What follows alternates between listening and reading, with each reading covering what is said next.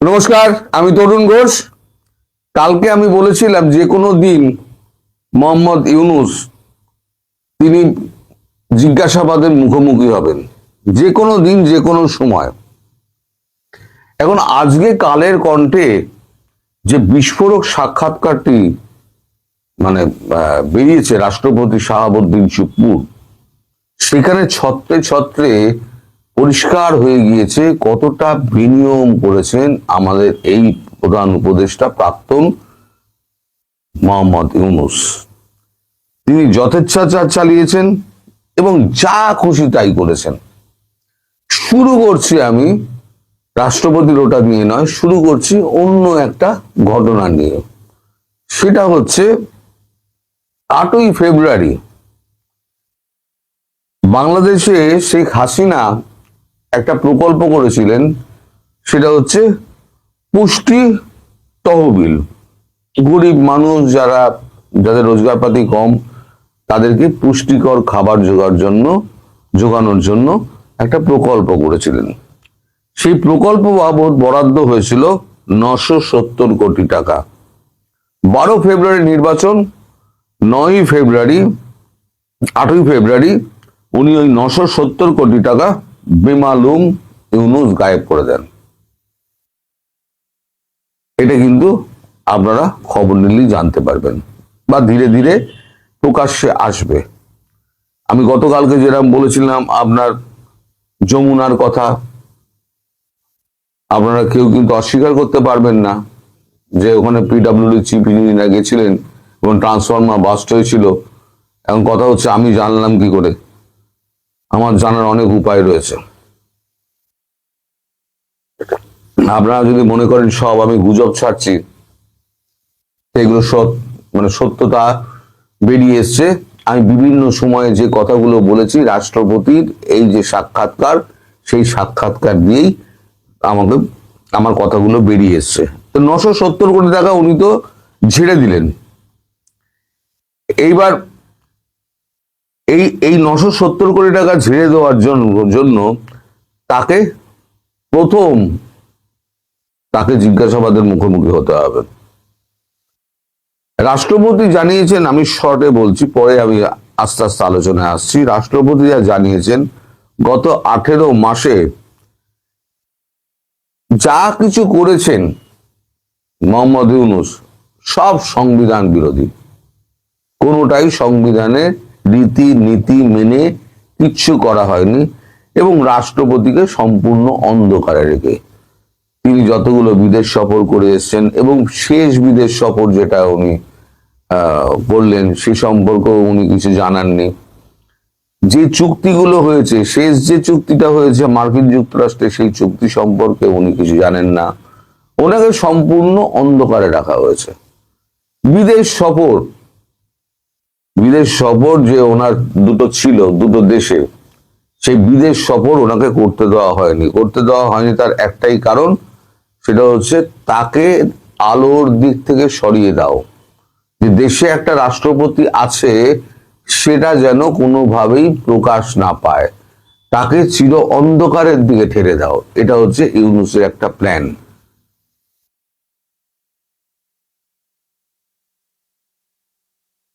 এবার আমি বলি না যে একবার বলেছিলাম যে ইউনূসের রাষ্ট্রপতি শাহাবুদ্দিন চুপ্পুর বাসভবনে 3-4 জন উপদেষ্টা এবং কিছু এনসিপি নেতা জড়ো হয়ে তার রাষ্ট্রপতিকে চাপ দেয়, এ করার জন্য বাধ্য করার চেষ্টা করা হয় যাতে তিনি রিজাইন করেন। তিনি বলেছিলেন আমি রিজাইন করব না। তার পেছনে ঢাল হয়ে দাঁড়িয়েছিলেন বিএনপির যত নেতা আছে সব, ইনক্লুডিং তারেক রহমান। উনি বলেছেন তারেক রহমান অতি সজ্জন একটি ব্যক্তি এবং তিনি এবং তার নেতারা প্রত্যেকেই আমায় বলে দিয়েছেন যে আপনি নিশ্চিন্ত থাকুন, সংবিধান বিরোধী কোনো কাজ আমরা করতে দেব না। আপনি রাষ্ট্রপতি পদে বহাল থাকবেন, এটা কিন্তু শত চাপের কাছেও আপনি নথি স্বীকার করবেন না। দরকার হলে আমরা আছি। ওই যে 4 জন উপদেষ্টা কারা গেছিলেন, কারা এই সরকারকে প্রলম্বিত করার চেষ্টা করেছিল, সরকারের ক্ষমতাকে, নির্বাচনকে বাতিল করে, এ পর্যন্ত কিন্তু কেউ নাম জানাতে পারেনি আপনাদের সেই 4 জনকে, অথবা হয়তো তারা নাম জানেন, প্রকাশ্যে আনছেন না, তাদের অনেক রকম অসুবিধার কারণে প্রকাশ্যে আনছেন না। আমি বিদেশে থাকি, আমার কোনো যোগাযোগ নেই, আমার কিছু করতেও পারবেন না, আমার নাম বলতে অসুবিধা নেই। এই 4 জন উপদেষ্টা হলেন আদিলুর রহমান শুভ্র, আসিফ নজরুল, রেজওয়ানা হাসান এবং ফয়জুল করিম খান। এনারা 8 এবং 9 তারিখ এই ফেব্রুয়ারিতে নির্বাচনের ঠিক 3 দিন আগে আর 4 দিন আগে, 4 দিন আগে থেকেই এটা শুরু হয় যে আপনি পদত্যাগ করুন।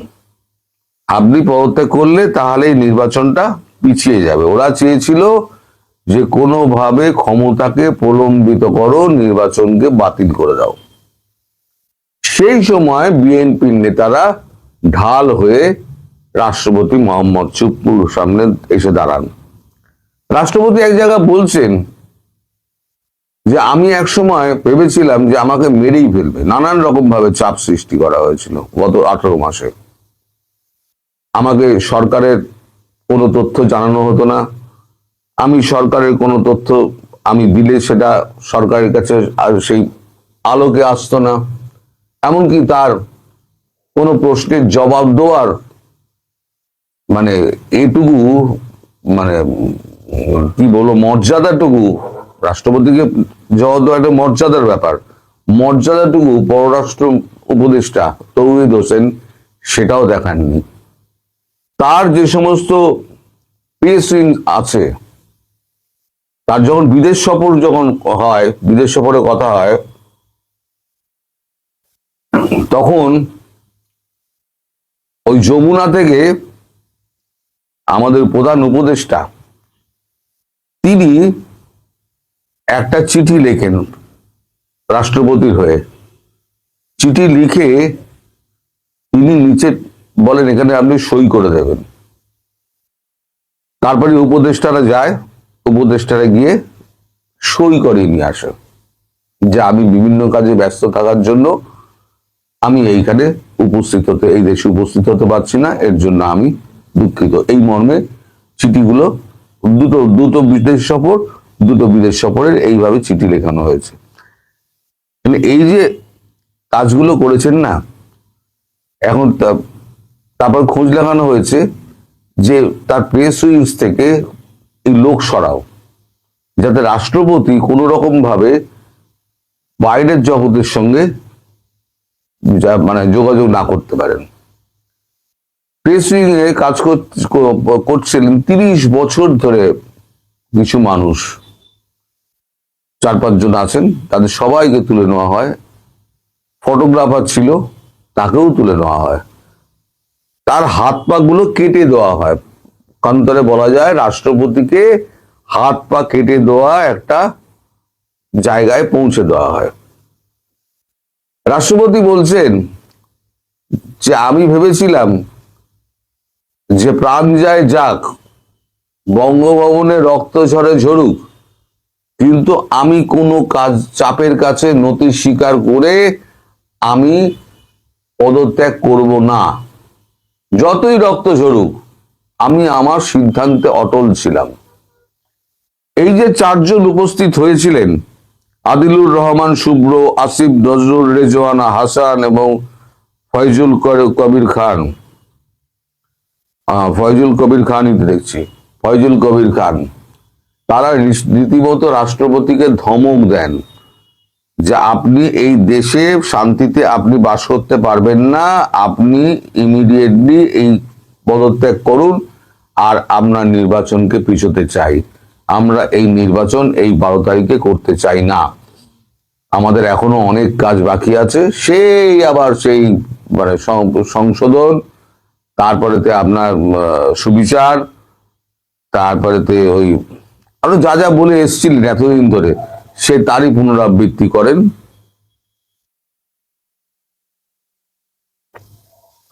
রাষ্ট্রপতির কাছে তখন ফোন আসে, সেই খবর পান রাষ্ট্রপতি।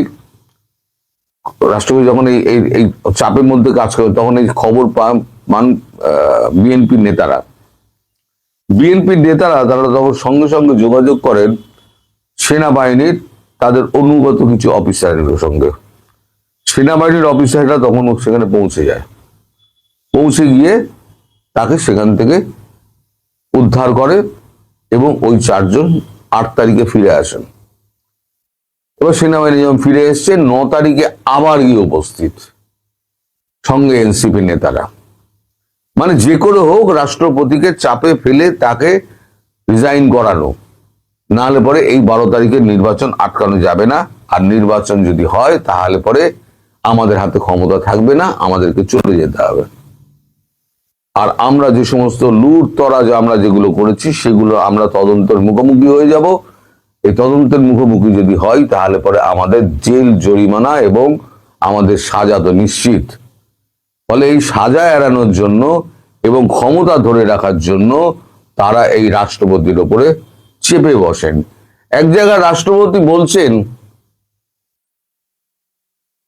কালের কণ্ঠ জিজ্ঞেস করছে এরপর নতুন করে আর কোনো উদ্যোগ ছিল আপনার বিষয়ে? রাষ্ট্রপতি বলছেন, হ্যাঁ, বলতে গেলে শেষ সময় পর্যন্ত চলার চেষ্টা করে গেছে, কিভাবে আমাকে উপড়ে ফেলা যায়। রাজনৈতিক পর্যায় থেকে ওই উদ্যোগটি ব্যর্থ হলে খোদ অন্তর্বর্তী সরকারের পক্ষ থেকেই নতুন করে এ বিষয়ে পদক্ষেপ নেওয়া হয়। আজকে বলতে দ্বিধা নেই যে একটা অসাংবিধানিক উপায়ে একজন সাবেক প্রধান বিচারপতিকে নিয়ে এসে আমার জায়গায় বসানোর চক্রান্ত করেছিল অন্তর্বর্তী সরকার। এই মুভটা হয়েছে, আমি বিষয়টি জেনেছি। সরকারের পক্ষ থেকে একজন উপদেষ্টা ওই বিচারপতির শরণাপন্ন হয়েছিলেন, তারা ঘণ্টাব্যাপী মিটিং করেন, তবে ওই বিচারপতি রাজি হননি। উনি সাফ বলে দিয়েছিলেন রাষ্ট্রপতি সবার ঊর্ধ্বে, সাংবিধানিকভাবে সবার ঊর্ধ্বে, ওই জায়গায় অসাংবিধানিক ভাবে বসতে পারে না। ওই বিচারপতির দৃঢ়তার কারণে শেষ পর্যন্ত সরকারের ওই উদ্যোগও ব্যর্থ হয়। আবার এক জায়গায় উনি বলছেন,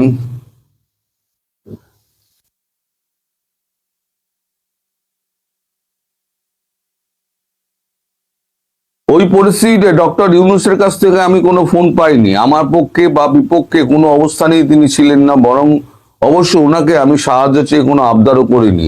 আমার মনোভাব ছিল যা হচ্ছে তা হতে থাকুক, কতদূর গড়ায় দেখা যাক। তবে এটুকু বলতে পারি যে কূটনৈতিক মহল থেকে আমাকেও অপসারণ করার বিষয়ে নেতিবাচক অবস্থান ছিল। আমি এভাবে অসাংবিধানিক এবং বেআইনিভাবে অপসারিত হই সেটা তারাও চায়নি, এটা বড় শক্তি ছিল। তবে আমি আর সব সময় স্বীকার করি, বিএনপি এবং তার জোট অন্যান্য প্ররোচনায় প্রলুব্ধ হয়নি, তারা নিজেদের সিদ্ধান্তে অটল ছিলেন। তখন যতগুলো অধ্যাদেশ জারি করা হয়েছে সেগুলো হয়তো তৎকালীন সময়ের প্রয়োজনীয়তা রয়েছে, তারপরও আমার দৃষ্টিতে মনে হচ্ছে অনেক অধ্যাদেশ করার কোনো দরকার ছিল না। প্রধান উপদেষ্টা সংবিধানের কোনো বিধান মেনে চলেননি। সংবিধানে বলা আছে উনি যখনই বিদেশ সফরে যাবেন সেখান থেকে ফিরে এসে রাষ্ট্রপতির সঙ্গে দেখা করবেন এবং আমাকে আউটপুটটা জানাবেন, কি আলোচনা হলো, কি চুক্তি হলো, কি ধরনের কথাবার্তা হলো, এটা লিখিতভাবে অবহিত করার কথা। কিন্তু উনি বোধহয় 14 থেকে 15 বার বিদেশ সফরে গেছেন, একবারও আমাকে জানাবার প্রয়োজন বোধ করেননি। আরো বলছেন, না কোনো কিছুই আমি জানি না, এরকম রাষ্ট্রীয় একটা চুক্তি অবশ্যই আমার জানানোর কথা, মানে ইউএস এর সঙ্গে চুক্তি যেটা কথা বলা হচ্ছে, আমি যেটা বললাম, বাধ্যবাধকতা তিনি মানেননি, মৌখিকভাবেও জানেননি, লিখিতভাবেও জানেননি, আসেননি। এমনকি ওনার আসার কথা ছিল, উনি আসেননি। তার মানে গত 1.5 বছরে প্রধান উপদেষ্টার সঙ্গে আপনার কোনো স্বাভাবিক সম্পর্ক ছিল না, সমন্বয় ছিল না। এই প্রশ্নটা করা হয়েছে, যে সাংবাদিক ছিলেন উনি বলেছেন, তখন রাষ্ট্রপতি বলেছেন উনি যে প্রধান উপদেষ্টা হলেন সেই প্রক্রিয়ার উৎসই ছিলাম আমি, অর্থাৎ আমারই উদ্যোগে এই সরকার প্রক্রিয়াটি গঠন শুরু হয়েছিল। কিন্তু প্রধান উপদেষ্টা পরবর্তী পর্যায়ে আমার সঙ্গে সমন্বয় করেননি। এটি আসলে বোঝানোর কোনো উপায় নেই, কারণ একটি এবারের জন্য তিনি আমার কাছে আসেননি, আমাকে সম্পূর্ণ আড়ালে রাখার চেষ্টা করে গেছেন। আমার 2 বার বিদেশ সফর উনি আটকে দিয়েছেন, একটা ছিল কসোভো, গত ডিসেম্বরের ঘটনা, সেখান থেকে রাষ্ট্রপতিকে দাওয়াত দেওয়া হয়েছিল কি নোট পেপার ওখানে একটা অ্যাসেম্বলিতে পড়ার জন্য, কিন্তু আমাকে যেয়ে দেওয়া হয়নি। তারপর কাতারের আমির আমাকে দাওয়াত করলো, ওখানেও একটা সামিটে অংশগ্রহণ করার জন্য রাষ্ট্রপতি অ্যাড্রেস করবেন, সেই সেমিনারে রাষ্ট্রপতি ছাড়া আর কেউ থাকবে না। তখন আমার কাছে পররাষ্ট্র মন্ত্রণালয় থেকে একটি চিঠি দেওয়া হলো, যেটা কথা আমি উল্লেখ করছিলাম। চিঠি বানিয়ে দেওয়া হলো, তারই ড্রাফট করলো, ড্রাফট আমার কাছে পাঠায়, আর ওই দাওয়াত পত্রটাও পাঠায়। চিঠিটার মধ্যে ছিল আমি রাষ্ট্রীয় কাজে ভীষণ ব্যস্ত, সুতরাং এই সেমিনারে অংশগ্রহণ করা আমার পক্ষে সম্ভব না, আমি দুঃখিত। ওই চিঠিতে সই করে আমি পাঠিয়ে দিই। তার মানে আপনারা লক্ষ্য করুন যে রাষ্ট্রপতিকে সাংবিধানিক পদে যিনি আছেন তাকে সরিয়ে দিয়ে চক্রান্ত করে এই ইউনূস এবং তার গ্যাং, এই যে চারজন, এই আদিলুর রহমান শুভ্র, আসিফ নজরুল, রেজওয়ানা হাসান, ফয়জুল কবির খান, এরা একটা চাপ সৃষ্টি করে একটা চক্রান্ত করে রাষ্ট্রপতিকে সরিয়ে দিয়ে ক্ষমতা কেড়ে নেওয়ার চেষ্টা করেছিল। এবং দীর্ঘদিন 5 বছর ভাবলে ভুল করবেন, এরা আজন্ম এরা বসে থাকার চেষ্টা করেছিল। তার জন্য এত হম্বিতম্বি ছিল, ওরা কখনো ধরতে পারেনি যে রাষ্ট্রপতিকে ওরা শেষ মুহূর্তে সরাতে পারবে, আর শেষ মুহূর্তে ইলেকশনটা হয়েই যাবে। না হওয়ার নানান রকম উপকরণ তারা তৈরি করে রেখে দিয়েছিল, কিন্তু সেখানে কেউ পা দেয়নি, না বিএনপি পা দিয়েছে না জামাত পা দিয়েছে। দুজনকেই কিন্তু উনি উস্কেছেন যে একে অপরের বিরুদ্ধে লাগিয়ে দেওয়া। সেখানে আলী রিয়াজেরও একটা বড় ভূমিকা ছিল, যার জন্য আলী রিয়াজকে কিন্তু এখনো পর্যন্ত দেখা যাচ্ছে না, কোথায় আছেন, অন্তরীণ হয়ে গেছেন কিনা জানা যাচ্ছে না। আর একটা খবর দিই, আজকে সকালবেলা অলরেডি তিনি যমুনা ছেড়ে গুলশানের বাড়িতে চলে গেছেন মোহাম্মদ ইউনূস। এবং এবার জেনে রাখুন, শুধু সময়ের অপেক্ষা, মোহাম্মদ ইউনূস কবে এই জেরার সম্মুখীন হবেন এবং তিনি গৃহবন্দী হয়ে তারপরে তিনি বন্দী হবেন। এখন শুধু সময়ের অপেক্ষা, আপনারা দেখতে থাকুন। আসসালামু আলাইকুম দর্শক, বাংলাদেশের মহামান্য রাষ্ট্রপতি মোহাম্মদ শাহাবুদ্দিনকে অপমান অপদস্থ করেও ক্ষান্ত না হয়ে পাহাড় সম অপমান অপদস্থ করার পরে, যেটা নজিরবিহীন, বাংলাদেশের ইতিহাসে নজিরবিহীন, এবং বাংলাদেশের রাষ্ট্রপতি মানে পুরো বাংলাদেশকে অপমান করা। একদিন রাষ্ট্রপতি দিয়ে আবার নিজেরাও বাংলাদেশের মানুষকে অপমান অপদস্থ করার যে চূড়ান্ত রূপটা ইউনূস সরকার দেখিয়ে গেছে, সেই চূড়ান্ত রূপটা বাস্তবায়ন করতে পারেনি, শুধু পাহাড় হয়ে দাঁড়িয়েছিল দুটি শক্তি। একটা হলো বাংলাদেশ জাতীয়তাবাদী দল বিএনপি, আর একটা হচ্ছে বাংলাদেশ সেনাবাহিনী, বাংলাদেশ বিমান বাহিনী, বাংলাদেশ নৌবাহিনী। কথাটা আমাদের না, কথাটা বাংলাদেশের মহামান্য রাষ্ট্রপতি মোহাম্মদ শাহাবুদ্দিন, তিনি ইন্টারভিউতে সংবাদ মাধ্যমকে জানিয়েছেন, এবং সেই ইন্টারভিউ, কালের কণ্ঠের সেই ইন্টারভিউ আজকে চারদিকে হই হই ফেলে দিয়েছে, রাজনৈতিক অঙ্গন সহ সব জায়গায়। রাষ্ট্রপতি নিজে জানিয়েছেন যে তাকে সরানোর জন্য 3 বার চেষ্টা করেছে, এবং তারেক রহমান, বিএনপি হাইকমান্ড তার সঙ্গে ছিলেন। তিনি এটাও জানিয়েছেন, 3 বাহিনীর প্রধান নিজেরা গিয়ে প্রধান উপদেষ্টাকে বলে এসেছেন, নো, এটা হবে না। রাষ্ট্রপতি ইন্টারভিউ সেটাই বলে। কিন্তু বিএনপি তো চাইলেই এই রাষ্ট্রপতি, আওয়ামী লীগের রাষ্ট্রপতি সরিয়ে দিতে পারতো, রাজি হয়ে যেতে পারতো এই রাষ্ট্রপতি সরানোর জন্য। কেন বিএনপি রাষ্ট্রপতির পাশে ঢাল হয়ে পাহাড়ের মতন শক্ত হয়ে দাঁড়িয়েছিল, সেটি অনুসন্ধান চেষ্টা করেছে বিবিসি। অন্তর্বর্তী আমলে বিএনপি কেন রাষ্ট্রপতিকে রক্ষায় অনড় ছিল, সেই খবরটির দিকে আমরা একটু আপনাদের নজর দিতে চাই। বাংলাদেশে 2024 সালের আগস্টে শেখ হাসিনা সরকারের পতনের পর যখন প্রশাসন থেকে শুরু করে সুপ্রিম কোর্ট পর্যন্ত পরিবর্তন হয়েছে, তখন আওয়ামী লীগ সরকারের সময় নির্বাচিত প্রেসিডেন্ট মোহাম্মদ শাহাবুদ্দিন কিভাবে তার পদে টিকে থাকলেন, সেটি অনেকের কাছে কৌতূহলের বিষয়।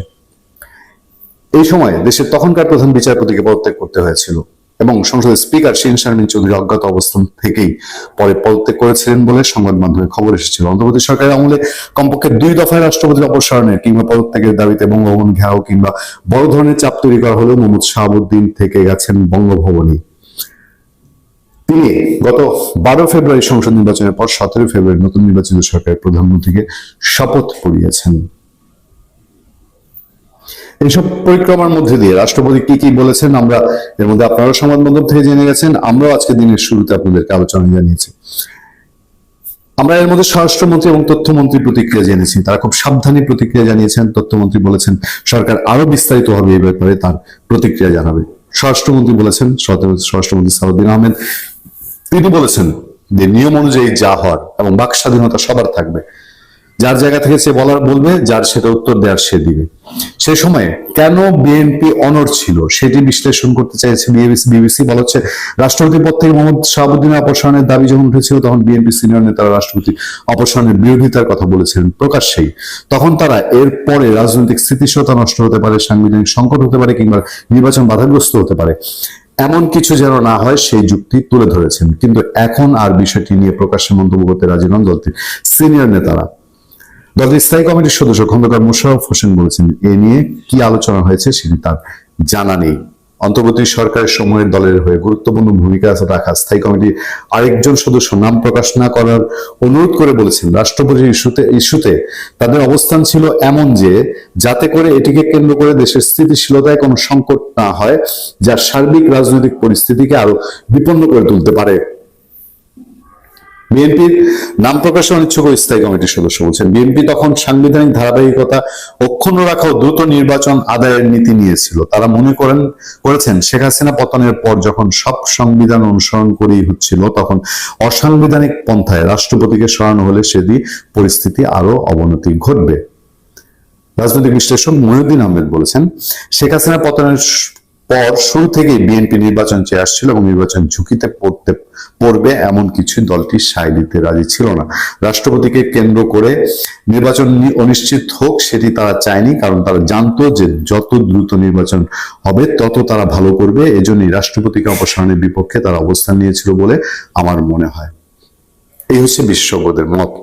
তবে আমি গতকাল থেকে আপনাদেরকে বলছি, যারা রাষ্ট্রপতিকে সরিয়ে দিতে চেয়েছিল, মানে কি হলে পরে রাষ্ট্রপতি সরে গেলে দেশে অনিশ্চয়তা ও স্থিতিশীলতা তৈরি হতো, সেটা নিশ্চিত যে এই যে মুষ্টিমেয় একটা অংশ, ধরেন একদম যদি আপনি সার্ফেসে দেখেন, মাত্র 15-20-30 জনের একটা টিম ওই বাংলা মোটরের রূপায়ণ টাওয়ার থেকে নেমে এসে তারা মপ করে যমুনার সামনে গিয়ে বাংলাদেশ আওয়ামী লীগের মতন 75 বছরের পুরনো একটা দল নিষিদ্ধ করে দিল। এরা মত করে সচিবালয়ে গিয়ে যা ইচ্ছা তাই বলে। আমরা সার্জিস আলমের একটা ভিডিও ঘুরছে সোশ্যাল মিডিয়ায়, চলুন কয়েক সেকেন্ড আমরা ভিডিওটা শুনি। আমরা যা মন চাইছে তাই করছি। ওনাবার মন চাইছে সচিবালয় ঢুকে গেছে, ওনাবার মন চাইছে উপদেষ্টা যিনি একজন মন্ত্রী ওনার কাছে চলে গেছে, ওনাবার মন চাইছে। এখন দেখেন যে এই ছেলেগুলো এখন আফসোস, তারা বলছেন কি স্বাধীনতা ছিল, কি ভোগ করেছে, মানে এটাই যেন তাদের কাছে এটাই আইন সিদ্ধ, এটা নিয়ম সিদ্ধ। তারা মন চেয়েছে তারা সচিবালয়ে ঢুকে গেছে, তারা মন চেয়েছে গিয়ে সরকারের মন্ত্রী উপদেষ্টাদের চর থাপ্পড় মারছে, গালি মারছে, গালি পোকা দিচ্ছে, মানে কি স্বাধীনতা, অমর স্বাধীনতা ছিল। এবং কে যেন চুপিচাপি বলছে যে কেউ লাইভ করবেন না, কেউ মোবাইল দিয়ে রেকর্ড করবেন না। মানে এই যে একটা সিচুয়েশন দেশে তৈরি হয়েছিল, এই সিচুয়েশনটাকে কন্টিনিউ করার জন্য, আরো দীর্ঘদিন রাখার জন্য, দেশে একটা অসাংবিধানিক সরকারকে দীর্ঘ সময় প্রতিষ্ঠিত করার জন্য, সেটা বিপ্লবী সরকার নামেই হোক আর এই ইউনূসের অন্তর্বর্তী সরকারের নামেই হোক, এটা করার জন্য রাষ্ট্রপতি মোহাম্মদ শাহাবুদ্দিনকে সরানো তাদের দরকার ছিল। বিএনপি এটা বুঝে গিয়েছিল বলেই হয়তো রাষ্ট্রপতি সরানোটা তারা মেনে নিতে পারেনি।